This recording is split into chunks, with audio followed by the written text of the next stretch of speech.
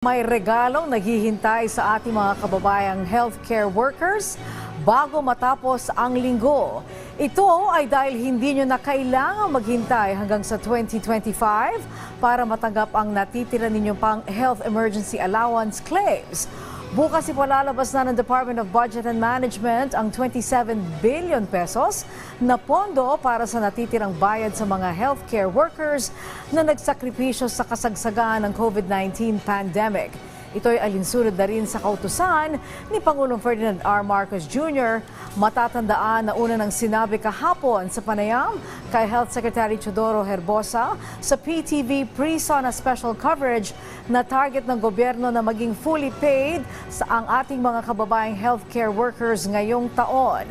Ayon kay Budget Secretary Amina Pangandaman, isa itong pangako ng Pangulo na natupad dahil kahit hiniling ng DOH na maisama ang pondo para dito sa fiscal year 2025 National Expenditure Program, sinikap ng DBM na maipalabas ito ng mas maaga. Nakakapaloob sa Public Health Emergency Benefits and Allowances Program ay Special Risk Allowance, compensation para sa COVID-19 sickness at death, at iba pang additional benefits tulad ng pagkain at transportasyon.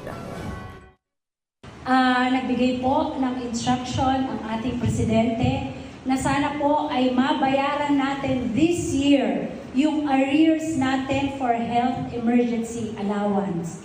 And with that po, we are already processing it at ilalabas po natin ang 27 billion pesos na arrears for HEA this Friday po.